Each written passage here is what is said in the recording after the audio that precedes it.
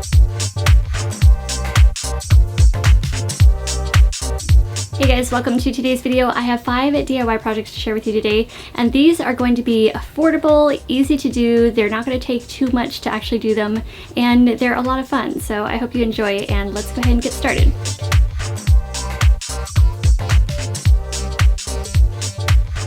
I've been wanting to brighten up this part of our bedroom. It's always been a little dark, a little drab, and it just needs some help. So I'm going to take this old mirror, it's a full-length mirror, and I'm going to place this on top of our cubicles. It used to be on top of my old vanity. So I'm going to repurpose that, and I'm also going to use these LED rope lights that I got at Costco for about 15 bucks. They're flexible, they're easy to use, they're easy to install, they're cool to the touch, they can go around corners. These things are awesome. They come with these little hooks for easy installation and screws, so all you have to do is just drill those hooks into the wall or your furniture, whatever it is you're wanting to install the lights onto, and it's as easy as that. You just press those little rope lights right into those hooks, plug it in, and you've just given your old piece of furniture a glamorous new look.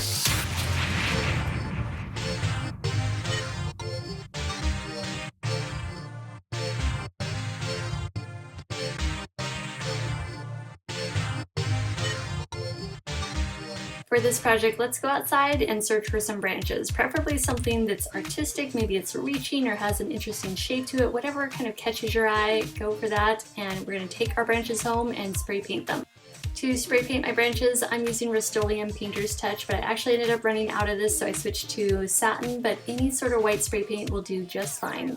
And as you're painting, do lightweight coats. That way you can avoid drips, which can happen really easily on the little twigs and little branches. And it'll also help give you kind of more of that natural sort of organic look to your branches rather than being completely white. But you can slowly do more coats. You can add more coats and just let them dry in between. And once my branches are dried, I'm going to be using this glitter spray. This is Krylon Glitter Blast. I have it in Silver Flash and Diamond Dust. Right now I'm using Silver Flash, and I'm just going to glitter a couple of the branches, and then the other ones I'll just leave natural just with the white spray paint. I don't want to go too over the top with the glitter, I just want to have a couple of accents sort of sparkling in there. And just a quick tip for organizing your branches in your vase: when you're doing a spray of branches or some kind of arrangement, floral arrangement, and you're using branches, you want them to be reaching rather than leaning. If they're just leaning over, they're not going to have that wow factor. If they're reaching, they're basically mimicking how they actually are and act in nature and how they grow in nature. And it really leads to that organic appeal that you're going to get in your vase inside your house.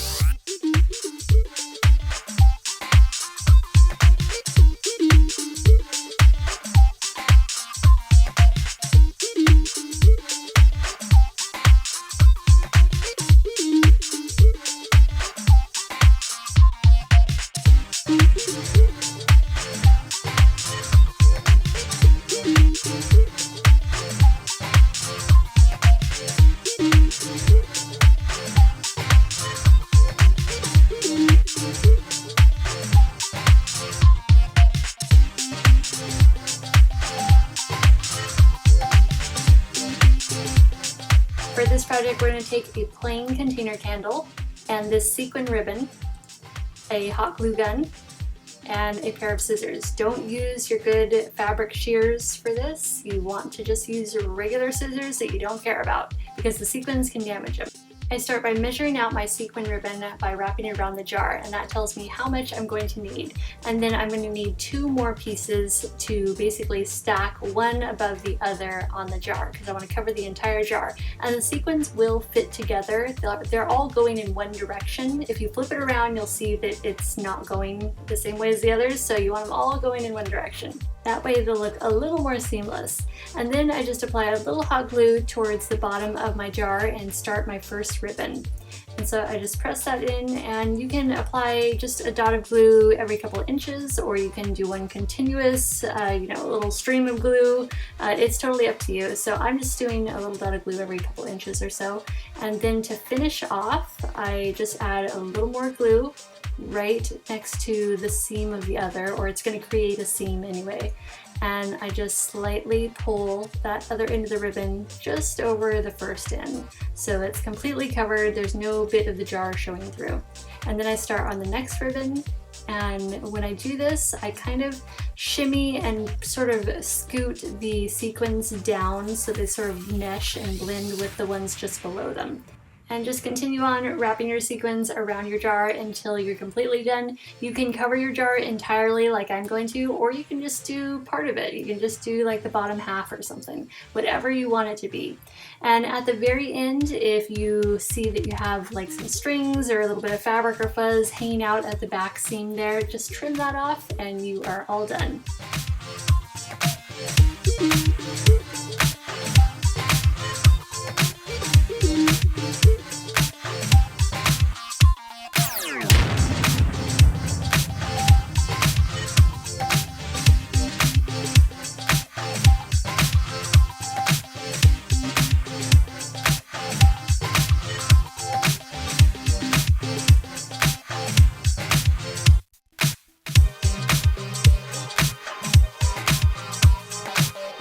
To make these beaded pillar candles, we're going to be using bugle beads and seed beads, both very inexpensive and available at most craft stores.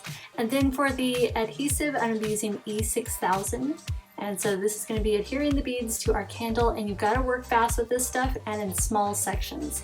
So I'm just using a piece of wood to smooth over that glue and make sure it's completely covering the candle, make sure there's no bald spots, and then if you want you can roll the candle into the beads that way, or what I like to do is just apply my glue, smooth it out, and then I take pinches of the beads and press it directly into the glue right away. And I feel like I can get more beads packed into it this way and that they hold better because I'm actually pressing it firmly into the glue. But either way, do what works best for you. Let your candle dry for about an hour and then you can use a glitter spray. This part's totally optional. I'm using Krylon Glitter Blast in Silver Flash. I'm just going to give my candle one light coat all the way around with the glitter spray just to help add a little more sparkle to it, and it also fills in any gaps that there might be in between the beads. And these candles are for decoration purposes only, not for actually burning.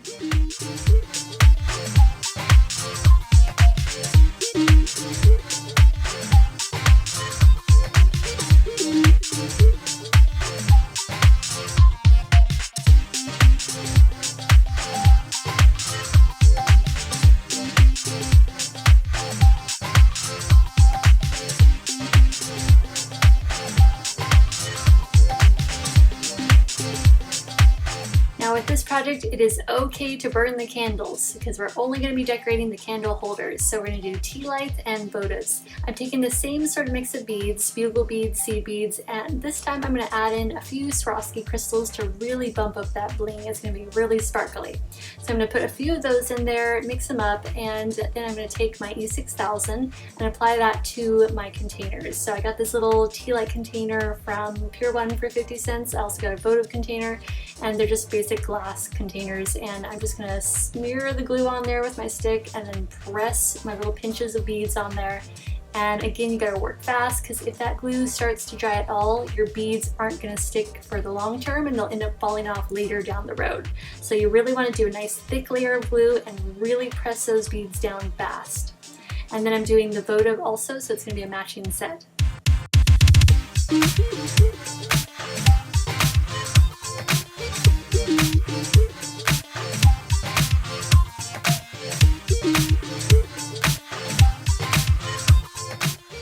And here's a look at how the makeover transformation went. Here's the before, and here's the after. No longer is that the dark, drab corner of my room. It's now light and bright. There's soft, cozy textures combined with light reflective finishes. I love that combination for any time of year, but especially during winter time. Just a nice, soft winter color palette is beautiful. So thank you guys so much for watching. I hope that you like some of these projects. If you give any of them a try, definitely let me know. Send me some pics. I would love to see. And I will see you in the next video. Thanks for watching. Bye.